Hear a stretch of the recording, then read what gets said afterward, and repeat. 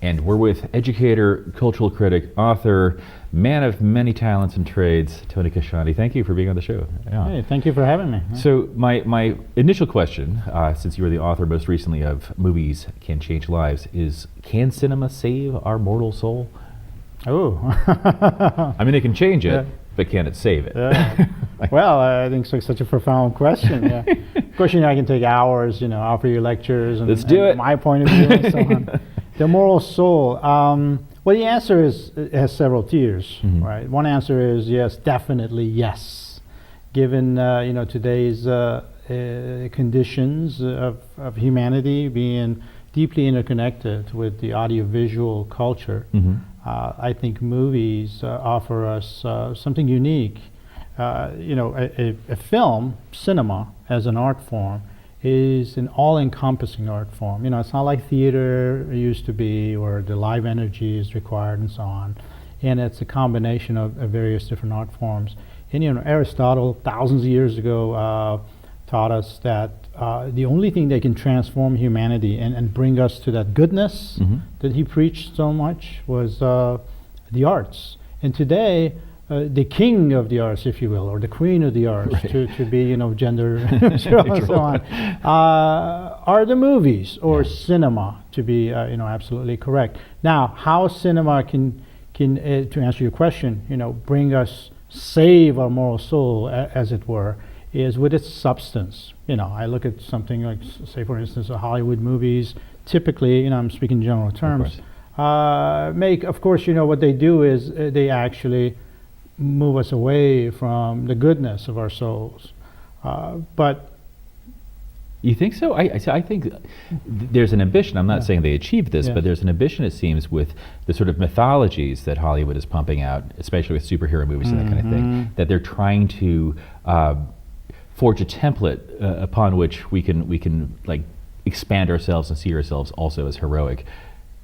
But maybe they're not achieving that. Maybe they're just creating... Maybe I can give you my point of view. Yeah, lay it on me, It's wonderful, because I'm glad you brought up the superhero genre, because, it's always a wonder for critics and theorists that why is it so popular now? And so many people love to see Captain America, a remake of Superman.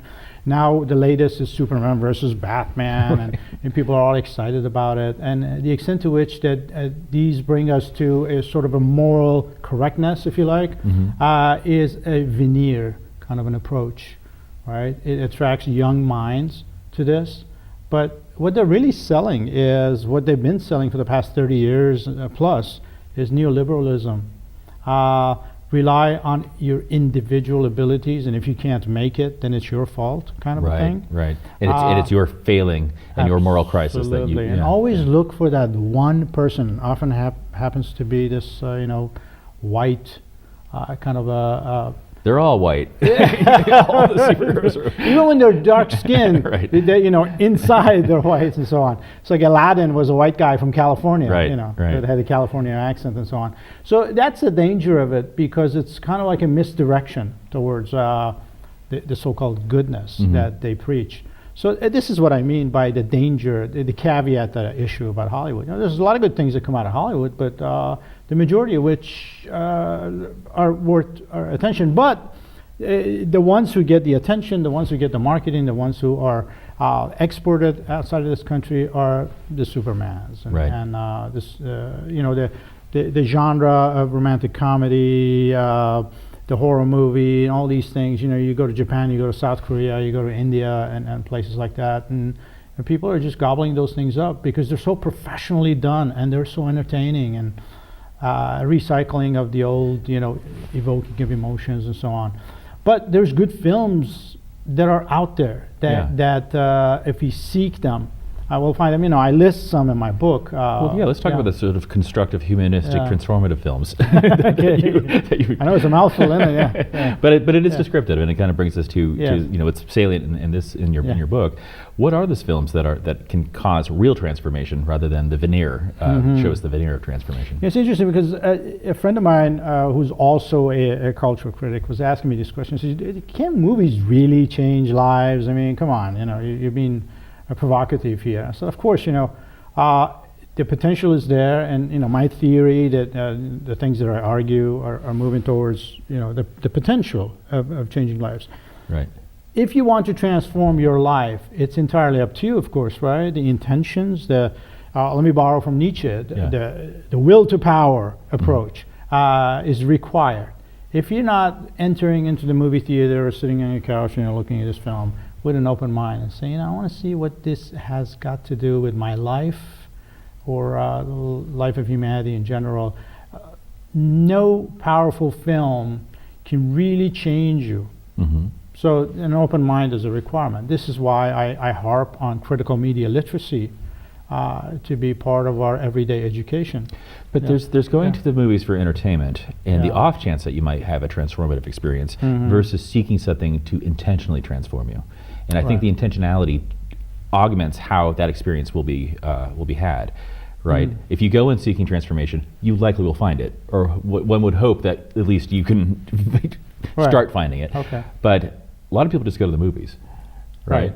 A lot most of people go to the movies. Most people just go to the movies, or Netflix and chill and all that stuff, and which can also be transformative, as but are you prescribing an approach where if we want to augment change in ourselves, that there's essentially a menu of a cinematic experience? I see what you're saying, yeah. Or is that too reductive? Not really, no. Okay, Not really, no. I think that the best way to transform oneself, what I was saying is that it's a requirement, not that you're sitting in your breakfast table and drinking coffee and going, you know what, I'm going to be open-minded today. And I think I want to change because this isn't cutting it. Not like that, but you know, being open-minded to life, being living life with passion. You know, like existential philosophers have been telling us for so many years that there is no meaning to life, and we ascribe meaning to life. And the only way to live, the only way we're going to find meaning or assign meaning to our lives is if we live passionately, if we engage with life, if we delve into life. And movies give us that opportunity. So if you have that kind of a mindset, and you're just sitting there and, well, I want to be entertained, and suddenly this film, say for instance, I list one of the films that I discuss is Woody Allen's film, Match Point, which is a postmodern noir, and it's very entertaining. It has the sex element, and it doesn't have Woody Allen in it, so much you want to watch it, right? But it does something that is unique within the genre, and that is it forces you, the audience, to rethink the way in which you approach your moral decisions, your everyday ethics. So I talk about it with I put the ethical lens on the film. And the main character, I don't want to spoil the film for folks that really want to watch it, read the book, watch the film, etc. The protagonist of the film, who is the anti-hero in a noir person, has to move up, has to do certain things, has to compromise moral principles, almost has no choice but to compromise because he wants to move up in life. There's this Irish pro tennis player whose pro career has ended. Now he's working at this, country club, working for the super rich, and the ones who don't have to make these kinds of decisions because the privilege is already there. Right. So Woody Allen really examines this element. Of course, it's dramatic, and the film has to have that element of drama, murder, and so on, suspense. Well, let's come back to this in a second. We have to take a break here with Tony Kashani and really have an engaged conversation, and we'll be right back.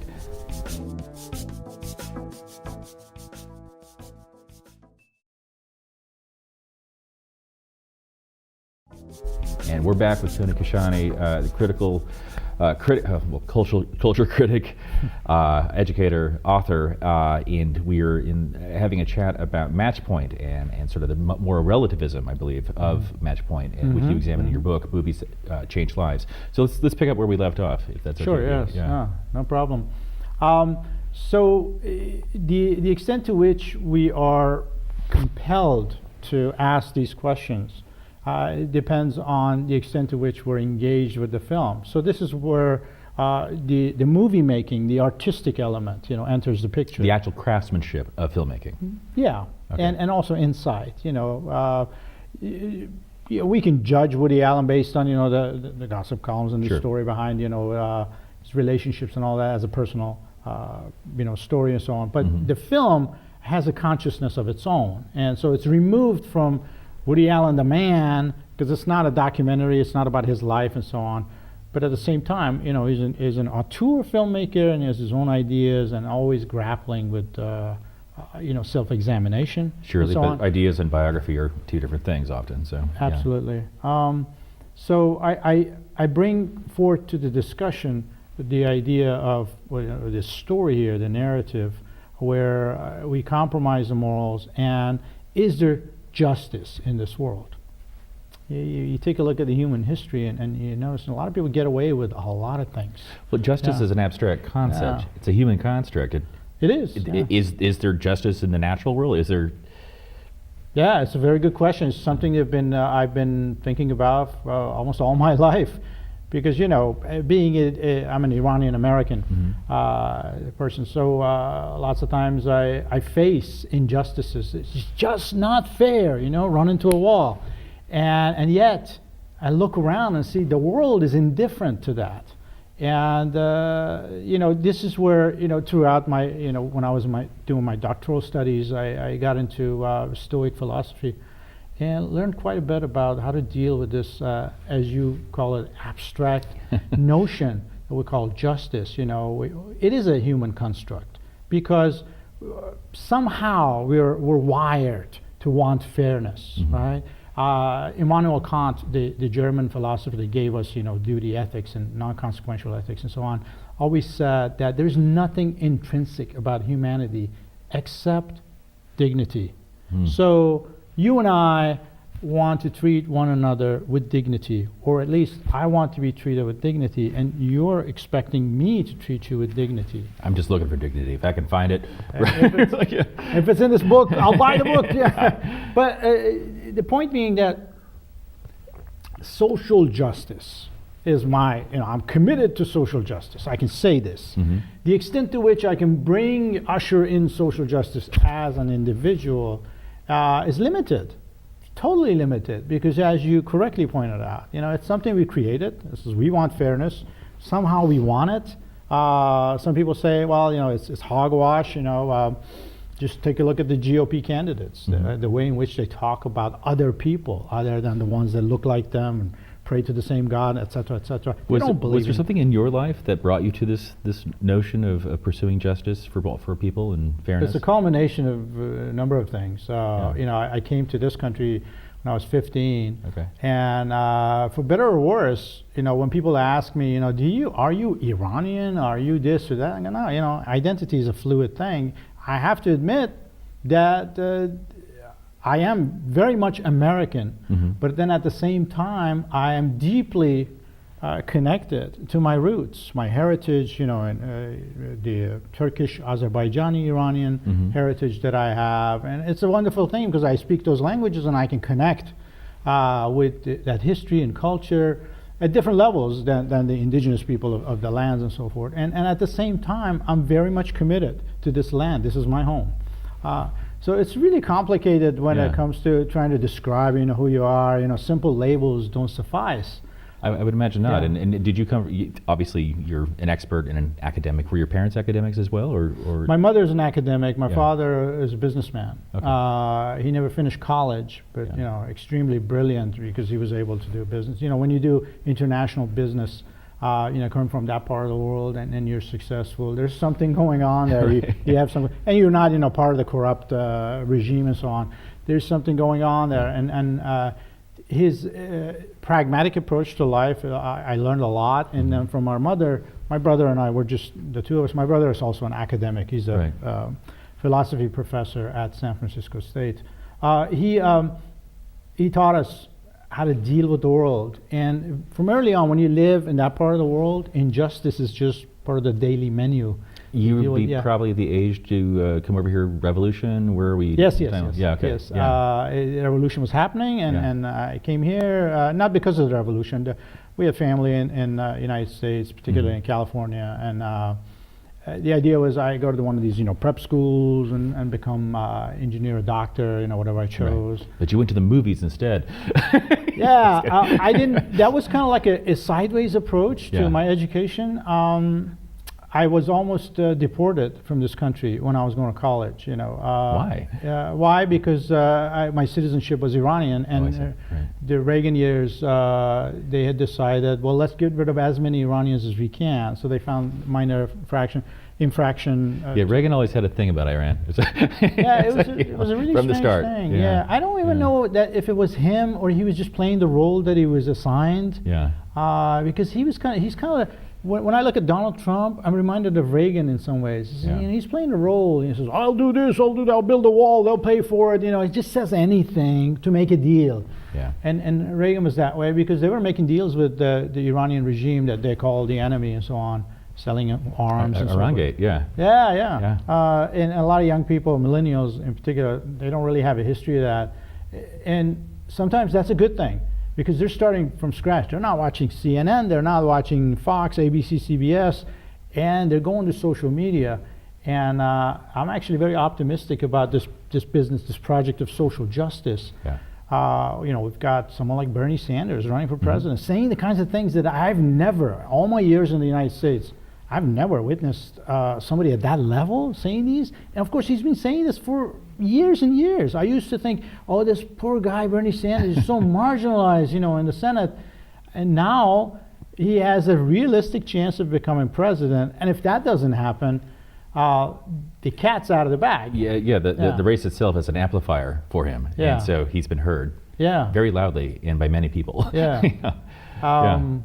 So anyways, it's excitement, but coming back to Stoics, because I picked that up and we sort of just lost it, but let's come back to it. The Stoic philosophers like Seneca or even Marcus Aurelius, who was an emperor, they have this approach to life that, okay, you do the best you can. You try to avoid, or not avoid, but divert negative emotions from your way of being and move forward and expect nothing. But you know the best, and things will come to you, and so whatever comes to you, you will appreciate and you will engage with. Say, for instance, there's an uncle that you haven't seen for years, and if you find out that he dies and you didn't get a chance to just at least have a cup of coffee with him, why didn't you do that? Just appreciate that uncle. Expect him, hey, what if he dies tomorrow? Think about that. Negative emotions, but you go see the uncle, right? And then when things reach a point of abyss, where you feel like I can't get out of this abyss, you can. There's an old saying that I attribute to Stoics. When a cat, is at the end of the rope, and it says, when you reach the end of the rope, tie another knot. Yeah. That's a good one. On that one, let's take a break. We're talking with Tony Kashani, and this is a great conversation, so come right back.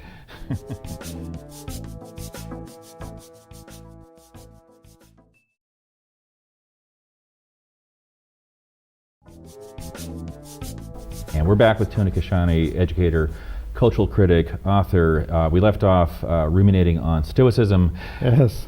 In practical terms, how do you incorporate that in your life, and how can others? Stoicism? Yeah. It's a daily practice in some ways. It's not like meditation where I have to take time and go sit in a room and do this, which is wonderful. Or be stoic. Be stoic. I do. I'm a karate practitioner. You have a black belt. Yes, I have a black belt. Yeah, and it's part of my identity. Do the table. Cut the table. I'll break you right. But then you have to have other shows. Right. Good point. You'll sue me and everything. I don't make Not over this. Professors don't make any money. So I do that, which is part of Stoicism in some ways, because the Romans and Japanese have these things in common. It's about seeking to perfect character and refraining from violence, and so it's an art of fighting, not really looking to kick butt, that kind of stuff. But Stoicism is a practice, daily practice. You know, I come in and go, well, I'm going to go into this interview. It's wonderful. You know, Daedalus is going to sit there and talk to me and ask me these probing questions. And I say, well, what if I freeze?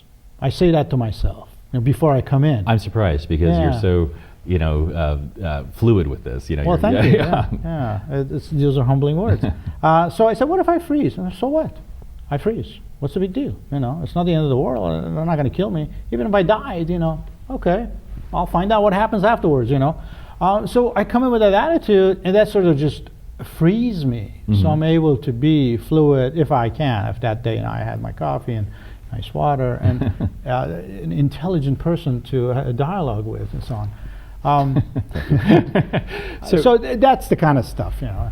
Yeah. On the flip side of that, there's Epicureanism. Right. Yes. And here we are in Sonoma County, wine country, right. And I mean, not that those are necessarily opposites, but there are contradictions. There are some, yeah. And it would seem that there's a sort of an abundance of Epicureans in Sonoma County. In Sonoma County. Is there any way to manage that? Like, can you have both worlds? Can you have your wine, women, and song, and as well as maintain a sort of Stoic presence of mind? Well, I have to say, I'm very impressed. You know your philosophy. Yeah. I've got a great producer who talks to me, but I know enough. I know enough. Yeah. Okay. Epicurus was an interesting philosopher, and oftentimes there are false attributes given to him, saying that he was all about, you know, drink the best, most expensive wine, and be, you know, with rich friends and enjoy life, and everything's about pleasure. So just go have orgies. That's not what he was preaching. In some ways, Epicurean philosophy is about, well, yes, you want to seek pleasure in life, but not when it comes at the expense of other human beings, of course. Right? Of course, right. So the ethics of Epicurus were in the right place in that sense. But, you know, thinking about a practice of removing negative emotions and having ambitions to, you know, reach higher grounds and so on may not have been his, you know, greatest parts of life. Although, you know, when you reach those things, then are you sharing it with friends? Because the idea for Epicurus was the ultimate way of living is to be with good friends, and, you know, they lived in a sort of a commune together, him and his friends. I didn't realize that. Okay. Yeah, and eat the kind of food that is available to them, and every now and then indulge. So his, you know, like the biggest indulgence was, well, I'm going to have some fine cheese with bread. And people think, you know, Epicurus probably sat there, you know, had sex with 5 women in one day, and then went and had these fine grapes and wine. That's not how they lived. And it was about contemplation of life and building a friendship and so on. So in some ways, a Stoic can borrow from Epicurus, right. But then at the same time, be practical with life. Yeah. It's incumbent upon me, because you've written Movies Change Lives, to ask you if there's a film that changed your life. Or changed it? What, a single film? Not a single, but maybe.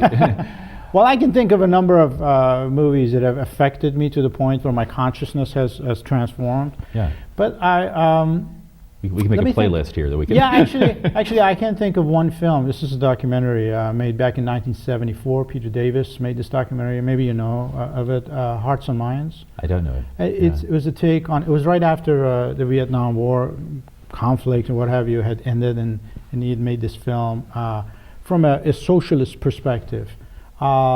And it's very objectively done in my way. So years ago, I should have seen this many years ago, but I didn't. But years ago, I was working on this book that I was writing, and somebody suggested this to me. I didn't know anything about it, and that person who suggested didn't say anything to me. So I'm sitting there by myself in the living room in San Francisco. We had a nice flat, one of those Victorian flats. I'm in the front living room. My wife was way in the back, sitting in our little office doing her thing. And I'm sitting there and watching this film. There was this one particular scene where McNamara was talking about how the... you mean Robert McNamara? Yeah. Yes. He was talking about how the Oriental, you know, and he referred to it as this racist term. Right. Oriental doesn't value life as much as the Western does.